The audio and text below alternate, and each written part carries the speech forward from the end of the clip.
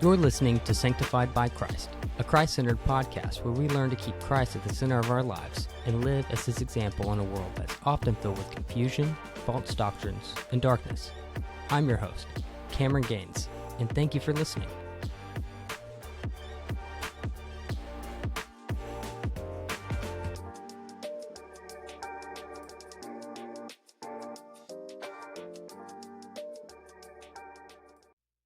What's up, everyone? Welcome into the Sanctified by Christ podcast. This is episode 16, so thank you so much for checking out the episode today.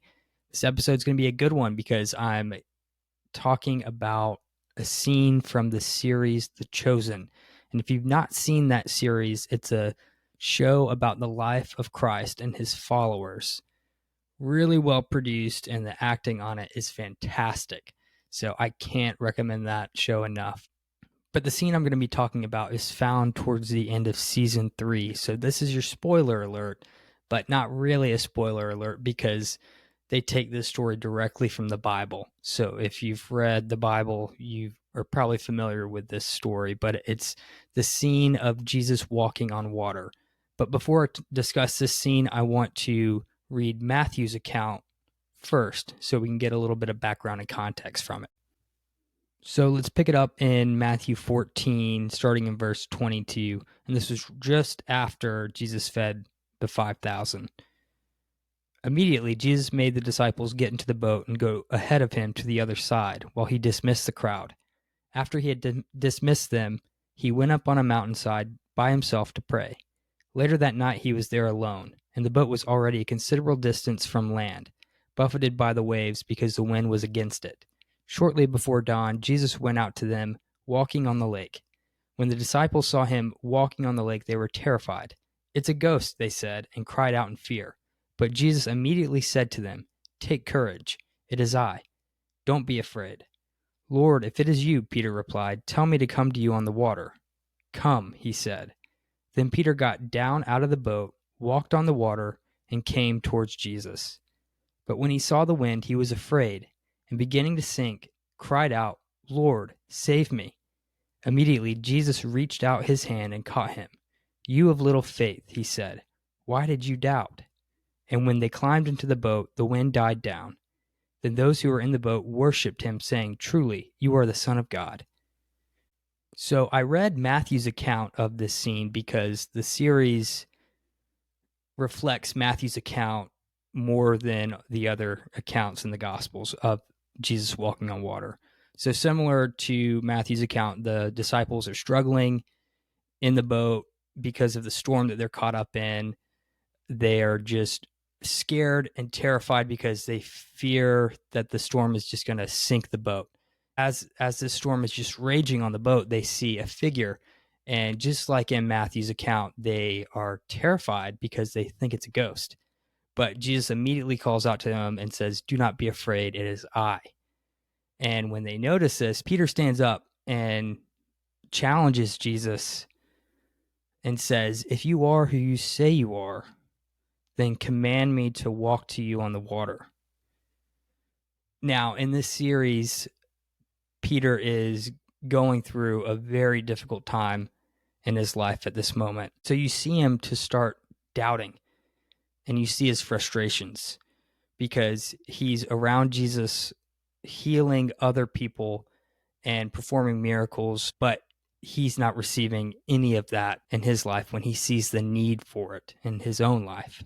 So you see his frustrations here, and it's reached that point. So that's why he's challenging Jesus here in this scene. It's not because he doesn't believe that Jesus is the Messiah. He believes that, but he is frustrated at this point because he is undergoing some pretty intense trials in this show. So he gets out of the boat and he begins to walk towards Jesus. And he's telling him his frustrations and his pain of what he's dealing with as he's walking towards Jesus. And while he is telling Jesus his frustrations, Jesus is just constantly telling him, "Don't take your eyes off me, Peter. Keep your eyes focused on me." So Peter, for a time, keeps his eyes on Jesus and is able to walk on water. But he sees the storms around him, and it starts to overtake him, and he sinks And this is why I love this scene so much. As he's sinking, you see Jesus' hand reach down through the water to pick him up and lift him up. And it's a very powerful scene, because something about seeing scripture like that, especially a story as powerful as that, visual. You get that visual representation, and I just absolutely love it. So there's a few things that we can learn from this story. The first thing is that we clearly see that Jesus is always in control and that he has dominion over everything. You see that storms throughout scripture, even in modern media, they typically represent trials or suffering or pain that's ongoing in a person's life. And in this representation of Jesus walking on water, we see that he is stronger than the storms. He is able to walk above the water, showing his power over it. And not only showing his power, but also meeting us in the storm and helping us overcome it, letting us know that we are truly never alone, even when we are in our loneliest state, in the trials, in the storms that we might be in, we are never alone. Deuteronomy 31:8 tells us this: "The Lord himself goes before you and will be with you. He will never leave you nor forsake you. Do not be afraid." So we are given a confidence that even when we feel at our lowest of lows and we feel like we're all alone, that we are never alone, because God is always with us, and he will help guide us and direct us through the trials that we are in. The next thing that we can learn from this story is that we need to focus on Jesus and not on the storms in our life. As Peter was walking towards Jesus, he was able to stay above water just as long as he kept his eyes on Jesus. But as soon as he took his eyes off Jesus and saw the circumstances around him, that's when he began to sink and the waters began to overtake him. So why is it important that we keep our focus on Jesus in times of struggle and trials? Well, Jesus tells us why in John 16:33. He says this: "I have told you these things so that in me you may have peace. In this world you will have trouble, but take heart, I have overcome the world." Jesus tells us that we will encounter trouble in this life, that we will have to go through trials in our lives, whatever they might be. But those troubles don't have to overtake us, because our strength and our victory is found in Jesus. You got to understand that when Jesus was here on earth, he was 100% God, but he was also 100% human, which means that he encountered a variety of his own struggles and trials that he had to overcome. He had to keep his eyes and his focus on the will of the Father to ensure that he was remaining in God's will. Just look at the beginning of his ministry and at the end of his ministry. At the beginning of his ministry, he was tempted in the desert by Satan. Satan was trying to pull him out of the will of the Father, but Jesus was victorious over Satan. And towards the end of his ministry, when he's facing the cross in the garden, and he's praying to God that if I don't have to face the cross, let it be, but not my will, your will be done. So he struggled in the face of the cross, but he still kept his focus on the will of the Father and kept his focus on God, because he knew his ultimate goal and God's will was that with him overcoming all of the trials and the struggles in his life, which included the cross and death, that it would bring us salvation, not only for our souls, but also salvation here in this life here on earth. Because when we focus on him, he can give us peace like no other. And we can choose not to focus on Jesus. We can choose to focus on the circumstances around us. But what comes of that? Typically, it's anxiety, doubt, fear, depression, loneliness. If we just focus on our circumstances, we become overwhelmed by thoughts that we can't control. We begin to lose our own peace, and our attention is divided everywhere to the point where it might be hard to function in times of trouble. If you go back to the series of The Chosen, you see that Peter was just constantly thinking about his struggles and constantly thinking about his circumstances. And that led to him doubting. That led to him doubting Jesus even caring for him.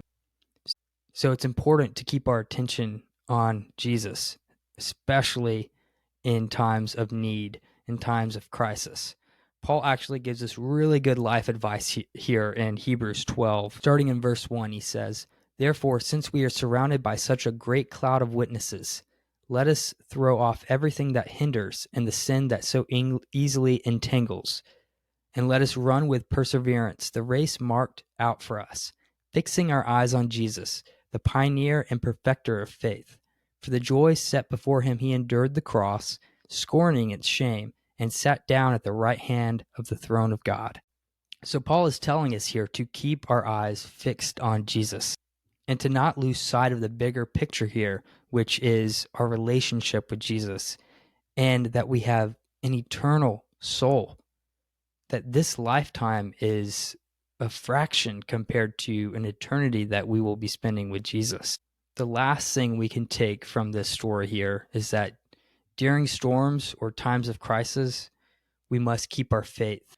Jesus admonishes Peter for having doubt and little faith when the waters overtook him. And I do want to point out that Peter had faith to step out and to even walk towards Jesus. But then his doubts and his fears became stronger than his faith. And that's when he started to sink and the waters started to overtake him. Now, in the show, there is a little bit more dialogue between Peter and Jesus when Peter is walking towards Jesus. Now, I can't tell you whether this conversation happened or not at this moment, but as Peter is walking towards Jesus, Jesus asked Peter, "Why do you think I allow trials to happen?" Peter says, "I don't know. Why do you allow them to happen?" And Jesus responds, "To prove the genuineness of your faith, that trials can strengthen your faith and your relationship with me." Now, like I said before, I don't know if that happened or not, but I am 100% certain that a conversation like that did happen at some point, because Peter tells us something very similar in First Peter. And I'm going to read that for us so we can hear how similar these words are. So it's in 1 Peter, starting in verse 6. "In all this you greatly rejoice, though now for a little while you may have had to suffer grief in all kinds of trials. These have come so the proven genuineness of your faith, of greater worth than gold, which perishes even though refined by fire, may result in praise, glory, and honor when Jesus Christ is revealed. Though you have not seen him, you love him. And even though you do not see him now, you believe in him and are filled with an inexpressible and glorious joy, for you are receiving the end result of your faith, the salvation of your souls." So those words that we hear from Peter is very similar to the conversation between him and Jesus when Peter is walking to him on water. But I want to point out what Peter says about our faith. He says that our faith is like gold, and that when gold is refined by fire, it becomes more valuable and it becomes stronger. And that's a takeaway for us, that when we encounter storms and we keep our eyes fixed on Jesus and we lean into him, at the end of it, our faith is strengthened by it. And the enemy knows this. He doesn't want our faith to be strengthened. So he will throw life circumstances back in your face to distract you and take your eyes and focus off Jesus in that moment. That's why it's incredibly important to keep our eyes fixed on Jesus during those circumstances, during the trials in our life, and even acknowledge, I don't have the answers here. I don't know what to do, but I'm going to lean in on Jesus and focus on him. I'm going to read his word for guidance. I'm going to go to him in prayer so I can take my eyes off of the circumstances that's going on in my life and look to Jesus. So when the storms arise in our life, we need to ask ourselves, where is our faith? Where do we place our faith? Is our faith in ourselves, leaning into ourselves to get us through something? Is it in the world's solutions, or is it in Jesus? We also need to prepare ourselves for storms we encounter by spending time in the Word with God, by praying and worshiping, because in those moments, that is where we find peace and joy and love. Because in those moments with God, God begins to reframe our perspective on life, reframe our perspective on our own struggles, and we begin to have a new outlook on life, even in times where it seems like there's very little positives going on. And it's very reflective of what Jesus did when he was here on earth, because Jesus always made it a priority to pray and spend time with God. So this week, I want you to remember that, yeah, we might encounter some pretty nasty storms in our life, but we're not going through it alone. And that we need to keep our eyes fixed on Jesus and look to him for our solution, not to the world, because the world is broken and their perspective is broken. But our solution and our perspective is found in Jesus. And by doing that, we can strengthen our faith and our relationship with him. And also, if you've not seen that scene, just look it up on YouTube. It's such a powerful scene. I was actually reminded of that scene recently because my wife was watching The Chosen while I was asleep, and that scene woke me up. And I saw it as God grabbing my attention, that there might be storms that I encounter in my life that I need to keep my focus on him. And I don't need to look to the world for a solution, and I don't need to look to myself even for a solution.